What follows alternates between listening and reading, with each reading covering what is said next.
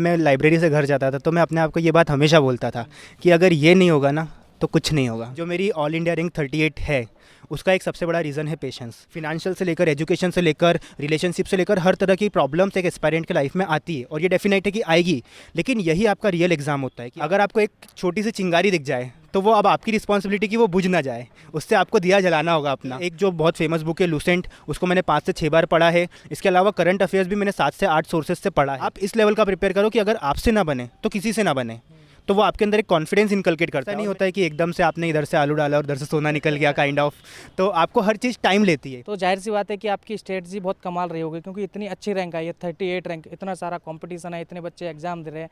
तो थोड़ा स्ट्रेटजी के बारे में बताइए कि शुरुआत कैसे करी है आपने। हेलो नमस्कार, स्वागत है आप सभी का एक बार फिर से मोटिवेशन फैक्ट्री के शानदार प्लेटफॉर्म पर। आप लोग देख रहे हो लगातार हम एसएससी टॉपर के साथ इंटरव्यूज़ कर रहे हैं, आप लोगों के साथ उनकी जर्नी को शेयर कर रहे हैं, किस तरीके से उन्होंने एग्जाम को क्रैक किया, क्या उनकी स्ट्रेटजी रही। कंप्लीट स्ट्रेटजी के लिए आपको जो चैनल है दूसरा वो सब्सक्राइब करना पड़ेगा, उसका लिंक हमने डिस्क्रिप्शन में डाल दिया है। एसएससी सीजीएल मोटिवेशन फैक्ट्री, यहाँ पर सिर्फ हम मोटिवेशन पर्सपेक्टिव से बात करते हैं, उनकी जर्नी को शेयर करते हैं, क्या क्या वो प्रॉब्लम फेस कर रहे हैं, क्या क्या स्ट्रगल फेस करें, वो तमाम बातों को हम डिस्कस करते हैं। अगर चैनल पर नए हो चैनल को सब्सक्राइब कर लेना, वीडियो पसंद आए वीडियो को लाइक करना। आप लोगों की कोई भी क्वेरीज होती है आप मुझे डायरेक्ट इंस्टाग्राम पर मैसेज कर सकते हो, उसका लिंक डिस्क्रिप्शन में मिल जाएगा। आप लोग कुछ भी बताना चाहते हो, वीडियोज़ में क्या कमियाँ हैं, क्या अच्छाइयाँ हैं, क्या आप और सुनना चाहते हो, क्या आपके क्वेश्चंस रहते हो, तमाम बातें जो भी आप बेझिझक हमें इंस्टाग्राम पर मैसेज कर सकते हो। तो सूरज भाई बहुत बहुत स्वागत है मोटिवेशन फैक्ट्री पर, और कॉन्ग्रेचुलेसन, आपने जो इतना बड़ा मुकाम हासिल किया है। आप एसएससी सीजीएल के थ्रू इतनी अच्छी रैंक के साथ 38 रैंक के साथ सिलेक्शन लिया है, तो पहले तो कैसा लग रहा है आपको? सर काफ़ी बढ़िया फील हो रहा है, फाइनली एक गवर्नमेंट जॉब मिलने के बाद काफ़ी अच्छा लग रहा है। वैसे तो मैंने काफ़ी कुछ बता दिया आपके बारे में, एक शॉर्ट इंट्रो ऑडियंस के लिए आप दे दीजिए। मेरा नाम सूरज ओझा है, मैं बेसिकली इंदौर से हूँ और मैंने बेसिक स्कूलिंग भी इंदौर से की है, ग्रेजुएशन भी मेरा इंदौर से हुआ है। मेरा एसएससी सीजीएल 2020 मेरा सेकंड अटेम्प्ट था और मैंने कहीं से कोई कोचिंग नहीं की है, मैंने सारी प्रिपरेशन सेल्फ की है। तो आपका एजुकेशन बैकग्राउंड क्या है और शुरुआती पढ़ाई लिखाई कहाँ पर हुई और कहाँ पर रहे आप? इंदौर में गरिमा विद्या मंदिर करके स्कूल है, वहाँ से मेरा 12th तक एजुकेशन हुआ। उसके बाद में इंदौर के कॉलेज से मैंने ग्रेजुएशन किया BCA bachelor of computer application में।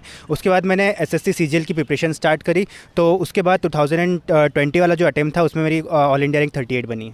ओके, इससे पहले आपने कोई और गवर्नमेंट एग्जाम दिए? इससे पहले मैंने एसएससी के अलावा कोई और एग्ज़ाम एज सच में देता नहीं था। एसएससी में सीजीएल और सीएचएसएल ही मेरा प्राइम पर्पस होता था। ओके, उसके बाद सिर्फ सीजीएल लिया और इतनी अच्छी रैंक के साथ अपने। हाँ, क्योंकि सीजीएल मतलब बैंकिंग की तरफ कभी मेरा ऐसा वो इंक्लिनेशन रहा नहीं। पुलिस फोर्सेस में मुझे ज़्यादा वैसा था नहीं कि फ़िज़िकल वगैरह और ये सब चीज़ों में, इसलिए मेरा इंक्लिनेशन था कि अगर एसएससी सीजीएल जो एक अच्छा प्लेटफॉर्म भी प्रोवाइड करती है और ऑफिसर लेवल की पोस्ट भी प्रोवाइड करती है, तो इसीलिए मेरा स्टार्टिंग से था कि एसएससी ही करना है। ओके, आपने सेल्फ स्टडी से इसको क्रैक किया है और आपने कोई कोचिंग का सहारा नहीं लिया, तो जाहिर सी बात है कि आपकी स्ट्रेटजी बहुत कमाल रही होगी, क्योंकि इतनी अच्छी रैंक आई है, 38 रैंक, इतना सारा कंपटीशन है, इतने बच्चे एग्जाम दे रहे हैं।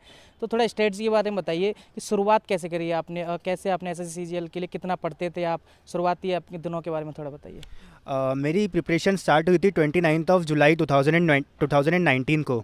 उसके बाद 4 महीने बाद सीजीएल 2019 का फॉर्म आया था, तो तब से मैंने पढ़ना स्टार्ट किया था। उसके पहले मैंने कोई प्रिपरेशन नहीं की थी। 4 महीने का ड्यूरेशन था, उसके बाद एसएससी का फॉर्म आया था। लेकिन मुझे पता था कि अगर मैं स्टार्ट ही कर रहा हूँ, अभी बिगिन ही कर रहा हूँ, तो ऐसा नहीं होता है कि एकदम से आपने इधर से आलू डाला और इधर से सोना निकल गया काइंड ऑफ, तो आपको हर चीज़ टाइम लेती है। तो मुझे भी ये बात समझ में आ गई थी 4 महीने फॉर्म डालने के बाद कि मैंने फॉर्म तो डाल दिया, लेकिन अभी कहीं ना कहीं मेरे को और काफ़ी मेहनत करना बाकी है।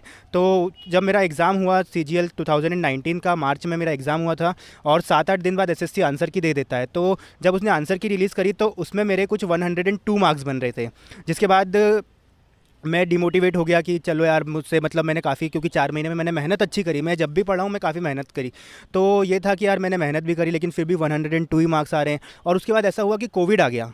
तो जब कोविड का फर्स्ट फेज़ वाला जब लॉकडाउन था, तब कोविड आया, सब लॉकअप हो गया, और उसके बाद में हम लोग घर आ गए। मतलब घर पे पहले मैं लाइब्रेरी जाके पढ़ता था, तो लाइब्रेरी ऑफ हो गई, फिर मेरे को घर पे रहना पड़ा। तो वहाँ से क्या हुआ ना कि 4 महीने वाला फेज़, क्योंकि आपको पता है आपके 102 मार्क्स है और आपने कुछ अच्छा परफॉर्म भी नहीं किया, आपने मेहनत भी करी, इन्वेस्ट भी किया है, तो वहाँ से ना वो 4 महीने वाला फेज़ थोड़ा सा हार्ड था। फिर उसके बाद जब 4 महीने बाद एसएससी ने अपनी ऑफिशियल नॉर्मलाइज स्कोर करने के बाद में कट ऑफ लिस्ट निकाली फॉर टियर 1, तो मैंने पहले लिस्ट 1 में अपना नाम चेक किया। उसमें मेरे को तब तक तो ये होता था कि आपने फर्स्ट टाइम एग्ज़ाम दी है, आपके 102 मार्क्स है, तो आपको ज़्यादा कुछ पता नहीं होता था। तो फर्स्ट लिस्ट में नाम नहीं आया, सेकंड देखी, जबकि पता है कि वो AA और JSO के लिए होती है, लेकिन स्टिल मैंने वहाँ वहाँ ढूंढा, फिर थोड़ा सा डिमोटिवेशन सा आया कि यार कहीं तो नाम आ जाना था। फिर थर्ड लिस्ट देखी तो शायद उसमें थर्ड लिस्ट में मेरा नाम था, तो मेरे को एक खुशी हुई कि चलो प्रीलिम्स निकल गया, क्योंकि उस समय जो मेरी शिफ्ट थी वो टफेस्ट शिफ्ट थी, वो 102 से 136.5 कुछ हो गया था, और उस समय जो मेरा कट ऑफ गया था ओबीसी का वो 136 गया था, तो 0.5 मार्क्स से शायद मेरा कट ऑफ क्लियर हुआ था प्रीलिम्स का। तो उससे मैं उसको दो तरह से लिया जा सकता था, एक तो नेगेटिव कि यार इतना ही कम मार्क्स आए, और एक ये पॉजिटिव कि यार चलो एक बहुत अच्छा कि प्रीलिम्स निकल गया है, एक प्लेटफॉर्म मिल गया है, अब आपको मेंस फाइट करना है, एक अपॉर्चुनिटी मिलेगी, तो उसको एज अ अपॉर्चुनिटी लिया। फिर 2 महीने मैंने काफ़ी अच्छी मेहनत करी, और उसके बाद में जब अगस्त समथिंग मेरे ख्याल से रिजल्ट आया था प्रीलिम्स का, तो अगस्त सितंबर अक्टूबर नवंबर 3 महीने का समय मुझे लगभग मिला था, तो 3 महीने काफ़ी अच्छे से पढ़ा। फिर 18 नवंबर के शिफ्ट में मेरा 2019 वाला मेंस का एग्ज़ाम शेड्यूल हुआ। तो क्या हुआ ना कि 18 नवंबर दिया, जब पेपर दिया तब तो थोड़ा ठीक ठीक लगा कि चलो अच्छा पेपर था, लेकिन जब बाद में जब रिव्यूज़ मिले कि पेपर बहुत इजी था, 180 तो कुछ भी स्कोर नहीं होगा, कुछ भी नहीं होगा, और रियली वही हुआ कि मेरा मैथ्स में 180 स्कोर था, जो कि नॉर्मलाइज होकर 136 हो गया था, जो कि जिसके कारण मेरा मेंस आउट हो गया था। तो लेकिन उस समय तक ये था कि अब आपने मैथ्स और इंग्लिश के 3 महीने मेहनत कर ली है अच्छे से, तो आपको एक अच्छा प्लेटफॉर्म मिल गया आपके पास में कि बैकअप बन गया, आपकी मैथ्स और इंग्लिश स्ट्रांग हो गई है। तो फिर वहाँ से ना मैंने फिर सीजीएल 2020 के लिए फोकस करना स्टार्ट किया, और मैंने मैथ्स और इंग्लिश जो कि 2019 के मेंस में पढ़ लिया था। स्टिल वहाँ से 2019 में कोई रिजल्ट नहीं आया, बट उसने मेरा एक बेस तैयार कर दिया 2020 के लिए, क्योंकि वहाँ पे मेरे को सिर्फ और सिर्फ जीके और रीजनिंग पे फोकस करना था। तो मैंने काफ़ी अच्छे से जीके पढ़ा। तो दिसंबर 2020 में फॉर्म भी आ गए थे सीजीएल 2020 के। फॉर्म आने के बाद में मेरा फर्स्ट पहले शायद मेरा एग्ज़ाम शेड्यूल होने से पहले ही कोविड वापस आ गया था, तो फिर वो डिले काफ़ी हो रहा था, 6 या 7 महीने का डिले हो गया था। तो अगस्त में 18 अगस्त 2021 को मेरा प्रीलिम्स हुआ था, और उस ड्यूरेशन में मैंने काफ़ी जीके पढ़ा। तो इसका एक यही सबसे बड़ा रीज़न है कि मेरे रीजनिंग से ज़्यादा मार्क्स मेरे जीके में है 2020 में। तो उसके बाद में जब मेरा प्रीलिम्स हुआ 2021 में 18 अगस्त 2021 में, उसके बाद 2-3 दिन बाद जब मैं रिलैक्स होके, क्योंकि जब मेरा एग्ज़ाम दिया तब मेरे को कॉन्फिडेंस आ गया था कि हाँ एग्ज़ाम कन्वर्ट हो गया और बहुत अच्छा कन्वर्ट हुआ है। तो इसके बाद में मेंस के लिए पढ़ना था। तो जब मैं 2-3 दिन बाद जब मैंने एक बार मेंस का मॉक लगाया, मैंने कहा कि देकर देखता हूँ मैथ्स का मॉक कि कैसा होता है। तब तक स्टिल कोई डेट नहीं थी, लेकिन जब मैंने मॉक दी तब भी मेरे 95+ परसेंटाइल आ रहे थे मैथ्स में भी और इंग्लिश में भी, जो कि एसएससी कॉम्पिटिटर्स में बहुत अच्छा परसेंटाइल माना जाता है। लेकिन स्टिल उसके 5 महीने बाद मेरा मेन शेड्यूल था 29 शायद जनवरी या 28 जनवरी को 2022 को। तो 5 महीने का फेज़ था, लेकिन जब मैंने फर्स्ट मॉक दिया तब भी मेरा 95+ परसेंटाइल आ रहा था। लेकिन मेरे को एक बात पता थी कि यहाँ से अगर आप यहाँ पर एक चीज़ मेंटेन करना है मेरे को, कंसिस्टेंसी। अगर मैं यहाँ पर लैग कर जाऊंगा ना तो मैं कहीं ना कहीं सिलेक्शन ले लूँगा, लेकिन अगर वो ड्रीम पोस्ट या फिर एक ऐसा होता है ना कि इसके बाद अब आपको एसएससी से कुछ नहीं चाहिए, तो वो वाला काइंड ऑफ आपके अंदर सेटिस्फेक्शन आना चाहिए। इसीलिए मैंने जब प्रीलिम्स हुआ उसके बाद से भी मैंने मैथ्स के 150 मॉक प्लस लगाए थे और इंग्लिश के भी 90 से 100 मॉक्स लगाए थे। दोस्तों आप सभी लोगों के लिए बहुत ही शानदार खुशखबरी है। आपके सपने को पूरा करने के लिए, आपकी गवर्नमेंट जॉब के ड्रीम को पूरा करने के लिए पीडब्ल्यू लेकर आया है best solution in the form of banking वाला, एसएससी वाला, टीचिंग वाला। आप सभी जानते हैं अलग पांडे सर ने फ्री एजुकेशन प्रोवाइड करने के लिए पीडब्ल्यू को एज ए यूट्यूब चैनल शुरू किया, लेकिन बच्चों की भारी डिमांड पर पीडब्ल्यू ने एप्लीकेशन और website based e learning platform launch किया। आज 2 साल बाद पीडब्ल्यू इंडिया का मोस्ट ट्रस्टेबल एजुकेशन प्लेटफॉर्म बन गया है। गूगल प्ले स्टोर पर पीडब्ल्यू एप्लीकेशन के 9+ मिलियन डाउनलोड्स हैं और 4.8 स्टार रेटिंग के साथ। इनके कोर्सेज की बात करें तो आपको यहां पर मिलेगा इंडिया का best quality content from the India's best top educators. अब मैंने फोन हाथ में ले लिया है क्योंकि इनके बहुत ही शानदार कोर्सेज हैं और बहुत ज्यादा कोर्सेज हैं। हर फील्ड में आपके लिए फ्री कोर्सेज अवेलेबल है। जैसे बैंकिंग वाला में बात करें तो पहला कोर्स है प्रतिज्ञा, जो कि फ्री क्रैश कोर्स है फॉर एसबीआई पीओ 2023 एस्पिरेंट्स। दूसरा कोर्स है फतेह, जो कि फ्री क्रैश कोर्स है फॉर आईबीपीएस पीओ एस्पिरेंट 2023। तीसरा कोर्स है मैराथन सीरीज, जो कि फ्री यूट्यूब सीरीज है फॉर एसबीआई क्लर्क एस्पिरेंट 2023। चौथा कोर्स है जनरल अवेयरनेस सीरीज, जो कि फ्री बैच है फॉर जनरल अवेयरनेस 2022। ऐसे ही एसएससी वाला की बात करें तो इसमें आधार बैच है, जो कि फ्री बैच है for SSC CGL exam 2022। Siddhi batch है, जो कि फ्री बैच है फॉर एसएससी सीएचएसएल एग्जाम 2022। और प्रारंभ बैच है, जो कि एसएससी जीडी के लिए है। टीचिंग वाला में समर्थ बैच है, जो कि फ्री बैच है फॉर सीटेट 2022 एग्जाम। इन सभी कोर्सेज के बारे में ज्यादा जानकारी के लिए आप डिस्क्रिप्शन में लिंक दिया है, पीडब्ल्यू के एप्लीकेशन या वेबसाइट पर जाकर चेक कर सकते हैं और अपनी तैयारी को शुरू कर सकते हैं। आपने कहा कि आपका जीके काफ़ी सही रहा, काफ़ी अच्छा गया, काफ़ी अच्छा स्कोर किया आपने। तो जीके के लिए आपने कहाँ से पढ़ाई करी, क्या रिसोर्सेज रहे? क्योंकि जीके में काफ़ी कन्फ्यूजन रहता है, बहुत बड़ा कहाँ से क्या चीज़ आ जाए। तो आपके क्या ऑथेंटिक जो रिसोर्सेज तो क्या कह रहे हैं? कुछ बुक्स मैंने रेफ़र करी थी।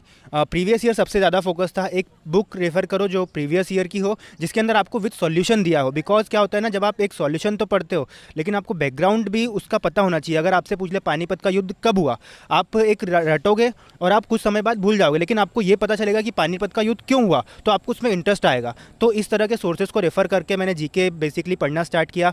और एक जो बहुत फेमस बुक है लूसेंट, उसको मैंने 5 से 6 बार पढ़ा है। इसके अलावा करंट अफेयर्स भी मैंने 7 से 8 सोर्सेज से पढ़ा है। ये ट्रूथ है कि मैंने 7-8 सोर्सेज इकट्ठे किए थे कि यार, क्योंकि मेरे पास तब तक ये था कि मुझे कुछ नहीं छोड़ना है, कहीं से भी नहीं छोड़ना है। कि अगर एक जब आप प्रिपेयर करते हो ना, तब अगर आपके अंदर आप इस लेवल का प्रिपेयर करो कि अगर आपसे ना बने तो किसी से ना बने, तो वो आपके अंदर एक कॉन्फिडेंस इनकलकेट करता है। और मैंने इसीलिए मैंने ये डिसाइड किया था कि अब कितने भी सोर्सेस आएँ, मेरे को रिलेवेंट पढ़ना है। रिलेवेंट इन द सेंस, अगर आप करंट पढ़ रहे हो, इसका मतलब ये नहीं कि आप कहीं ऐसी जगह का करंट पढ़ने लग जाओ जिसका कोई रिलेवेंसी ना हो, या फिर आप यूपीएससी लेवल का पढ़ने लग जाओ। आपको एसएससी ओरिएंटेड रहना पड़ेगा, आपको अपने सोर्सेज को बहुत अच्छे से सिलेक्ट करना पड़ेगा, और हर वो सोर्स को टच करना पड़ेगा जो आपके एग्जाम में हेल्प करेंगे। तो मैंने करंट को भी 8 से 10 सोर्सेज से पढ़ा था। इसके अलावा मैंने मॉक्स भी बहुत लिए थे, मॉक्स भी बहुत दिए थे। इसके अलावा लूसेंट वगैरह और जो भी एक प्रीवियस ईयर की बुक जिसके अंदर सॉल्यूशंस हैं, वो उनको भी पढ़ा था मैंने। तो ये सारे सोर्सेज मेरे जीके के थे। जैसे सब्जेक्ट वाइज अगर बात करी जाए, जीके और मैथ, रीजनिंग, जैसे क्या होता है एस्पिरेंट के साथ कि 15 दिन वो मैथ ही मैथ पढ़ रहा है, फिर जीके का सारा कुछ भूल गया, फिर वो रीजनिंग पे आता है तब तक मैथ का हो गया। आप कैसे, ये रूटीन कैसा था कि आप डेज मतलब दिन में कौन सा सब्जेक्ट कब पढ़ते थे, या फिर ऐसे 15-15 दिन का स्लॉट रहते थे, कैसे पढ़ते थे आप? मेरे पढ़ने का शेड्यूल फिक्स करके रखता था। मैं कोई भी एक सब्जेक्ट बहुत ज़्यादा देर तक नहीं पढ़ता था। बिकॉज उसका रीज़न होता है कि अगर आप एक ही सब्जेक्ट को बहुत ज़्यादा देर तक पढ़ रहे हो ना, तो मेरे ख्याल से पर्सनली वो थोड़ा सा बोरिंग हो जाता है कि आप एक चीज़ घिसे जा रहे हो, आपको इंटरटेनिंग नहीं लगता है। तो इसीलिए मैं क्या करता था कि 1 घंटे का पहले वोकैब का सेशन ले लिया, फिर एक मॉक का सेक्शन ले लिया, फिर उसके बाद में 2-3 घंटे का मैथ्स का 100 क्वेश्चन का सेक्शन ले लिया। टारगेट करता था चीज़ों को, और उनको 2 शिफ्ट में करता था। फॉर एग्जाम्पल, अगर 4 सब्जेक्ट्स है ना, तो मैं चारों सब्जेक्ट्स हर दिन पढ़ूंगा और 2-2 बार पढ़ूंगा। इस तरह से मैं शेड्यूल करता था कि इंग्लिश मॉर्निंग में वो क्या पढ़ ली, तो शाम को एक कॉम्प्रिहेंशन या ग्रामर पढ़ना है, जिससे क्या होता है, एक बोरियत नहीं आती थी। पढ़ाई के अलावा क्या क्या करते थे आप? पढ़ाई के अलावा सिर्फ पढ़ाई करता था मैं। पढ़ाई के अलावा सिर्फ पढ़ाई करते थे? अपने आप को फिट रखने के लिए, एंटरटेनमेंट के लिए कुछ तो चाहिए, इतना लंबा पीरियड है, तो क्या क्या चीज़ें आपकी, क्या हॉबीज़ हैं? मैं जब प्रिपरेशन कर रहा था तब मैं लाइब्रेरी जाता था। तो मैं लाइब्रेरी जो 2.5 साल की प्रिपरेशन थी वो मैंने बाइसिकल से तय करी है। तो सुबह मॉर्निंग के लिए वो एक अच्छी एक्सरसाइज होती थी, शाम को आते टाइम भी एक अच्छी एक्सरसाइज हो जाती थी, तो वो होता था। और वहाँ पे घूमना फिरना भी थोड़ा बहुत छत पे, जहाँ पे लाइब्रेरी की, थोड़ा बोरिंग सा लगता था। या फिर कभी कभी ऐसा भी फेस आता था कि आपके मार्क्स नहीं आ रहे, आप सब कुछ पुश करे जा रहे हो, रिजल्ट नहीं आ रहा है, तो उस फेसेस में क्या होता था कि थोड़ा सा रिलैक्स होना ज़रूरी होता था। ओके, इसमें पेशेंस बहुत रखना पड़ता है, क्योंकि इतना लंबा एग्जाम हो जाता है, प्री होगा, फिर मेंस होगा, फिर रिजल्ट के लिए काफ़ी वेट करना पड़ता है। तो क्या एस्पिरेंट्स भटक जाते हैं कि अभी तो यार आएगा, अभी तो प्री होने वाला है, तो भटक जाते हैं? आप ऐसे कंसिस्टेंट और ऐसे पेशेंस कैसे रखा आपने? इसका एक सबसे बड़ा रीज़न है कि जब आपके पास में कुछ नहीं होता है ना, और आपको कोई एक छोटी सी वो बता दे कि जो है वो यही है। और ये जब मैं पढ़ता था, जब मैं लाइब्रेरी से घर जाता था, तो मैं अपने आप को ये बात हमेशा बोलता था कि अगर ये नहीं होगा ना, तो कुछ नहीं होगा। तो उस तरह से, और पेशेंस की बात है तो जो मेरी ऑल इंडिया रैंक 38 है, उसका एक सबसे बड़ा रीज़न है पेशेंस। बिकॉज क्या हुआ कि मैंने जैसे आपको बताया, कोविड-19 का एक फेस आया, उसके बाद हम सभी जानते हैं कि कोविड के कैसे कैसे फेसेस आए, और कई कई बार हमें लॉकडाउन में लॉकअप भी होना पड़ा अपने घरों के अंदर। तो उस समय क्या हुआ ना कि जहाँ लोग अपने घर चले गए, थोड़े से चिल मोड में आ गए, वहाँ पे मेरे पास ये था कि क्योंकि मेरे पास में कोई और ऑप्शन नहीं था, तो मेरे लिए ये था कि अगर मुझे पढ़ना है, जहाँ लोगों ने वहाँ पे थोड़ा सा रिलैक्स करना स्टार्ट किया होगा, वहाँ पे हो सकता है मैंने पढ़ा होगा। और यही सबसे बड़ा मुझे लगता है कि मेरे इसमें रीज़न है कि मेरी रैंक 38 है। ओके, अगर रैंक की बात करें, इतनी अच्छी रैंक है, जब आप मॉक अटेम्प्ट करते थे तब ऐसा लगता था कि इतनी अच्छी रैंक आ जाएगी, और फिर जब आपका ये रिजल्ट आया, जिस दिन आपने देखा कि इतनी अच्छी रैंक के साथ सिलेक्शन हुआ है, तो उस दिन के बारे में थोड़ा बताइए, कैसे रिएक्शन थे लोगों के? जब मैं मॉक अटेम्प्ट करता था, जैसा मैंने आपको बताया कि जब मैं प्रीलिम्स हुआ था, उसके 2-3 दिन बाद मैंने मेंस का एग्ज़ाम, मेंस के मॉक दिए थे, और उसमें भी मेरे परसेंटाइल आ रहे थे। तो मुझे इस बात का ये हमेशा पता था कि मैं एक अच्छे से एग्ज़ाम क्लियर कर लूँगा। लेकिन एट द सेम टाइम मेरे सामने कुछ सीनियर्स के ऐसे केसेस भी मैंने देखे थे जो एक समय पे प्रीलिम्स में बहुत अच्छा परफॉर्म कर लेते थे, लेकिन उनका मेंस कन्वर्ट नहीं होता था। The reason is that they do not have the consistency, जो एक आपने टर्म अभी बोला था, कंसिस्टेंसी। बिकॉज वो क्या करते थे कि प्रीलिम्स बहुत अच्छा हो रहा है, मतलब अब तो सब कुछ हो ही जाएगा काइंड ऑफ। लेकिन मुझे अब जब फाइनल रिजल्ट आता था तब कहीं ना कहीं वो कुछ ना कुछ डिससेटिस्फाइड हो जाते थे, डीमोटिवेटेड हो जाते थे कि यार ये नहीं करा, ये गलती हो गई। तो मेरे को एक बात पता थी कि अगर ये या तो ये 4-5 महीने देख लो, या फिर आपको 1 साल 2 साल, फिर वो आपको बहुत लॉन्गर पीरियड, आप खुद भी नहीं जानते हो कब तक आपको सफ़र करना पड़ेगा। इसीलिए वो जो 4-5 महीने ना वो होल्ड करना बहुत ज़रूरी है। जब आपको पता हो कि आप अच्छा परफॉर्म कर रहे हो, आप एग्ज़ाम कन्वर्ट कर लोगे, और उस समय कंसिस्टेंट रहना एक बहुत बड़ा चैलेंज होता है। तो वही मैंने मेंटेन किया कि हाँ अब यहाँ पे, इसीलिए मैंने जब मेरा प्रीलिम्स हुआ उसके बाद भी काफ़ी मॉक्स लगाए थे। ओके, आपने कोचिंग नहीं लिया, राइट? पहले ही आपने बताया था। जैसे तो ऑनलाइन रिसोर्सेज की बात करें, मेन तो यूट्यूब हो गया।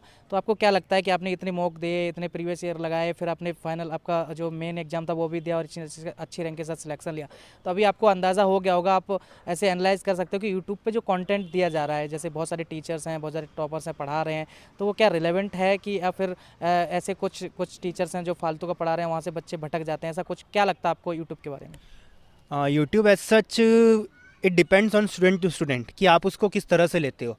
कुछ स्टूडेंट होते हैं जिनका पर्पस होता है केवल पढ़ना, कुछ स्टूडेंट होते हैं जिनका पर्पस होता है कि थोड़ा 5-10 मिनट पढ़ लें, थोड़ा 5-10 मिनट ये कर लें, थोड़ा 5-10 मिनट चाय भी पी लें, और कुछ स्टूडेंट होते हैं कि जिन्होंने एक नीचे देखा, स्वाइप करा और कुछ और आ गया थ्रिलिंग सा, तो वहाँ पे घुस गए। तो वो आपके ऊपर डिपेंड करता है। यूट्यूब में सब कुछ है, बेस्ट से बेस्ट फैकल्टी भी अवेलेबल है। अगर आप अपने एंड पे भी, पर्सनल एंड पे भी आप उस चीज़ को एनालाइज करोगे तो आप खुद भी ये बात पाओगे कि यूट्यूब पे बेस्ट से बेस्ट कंटेंट भी अवेलेबल है और वर्स्ट से वर्स्ट भी है। अब इट्स अप टू यू, और ये आपकी चॉइस है कि आप किस तरह के कंटेंट की तरफ अटैच होते हैं या फैसिनेट होते हैं।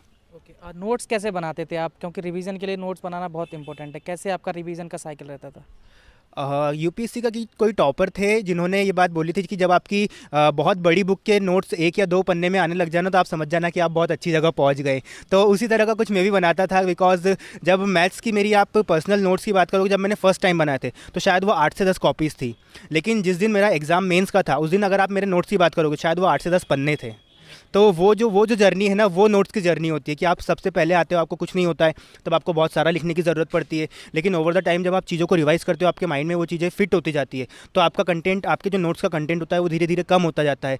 तो यही सभी की स्ट्रेटेजी भी होती है कि पहले अगर आपको कुछ नहीं आता है तो आप कोशिश करो कि आप टीचर की हर एक बात को नोटिस कर लो। आप जो भी नोट्स बना रहे हो आपको हर एक वो पॉइंट क्लियर होना चाहिए, ताकि आप कल को उस नोट्स के पास जाओ तो ऐसा ना हो कि आपको पिछले या फिर वापस से कुछ पर्टिकुलर वीडियो देखना पड़े या फिर वैसी जगह जाना पड़े जो आपको ज़्यादा प्रॉब्लम क्रिएट करे।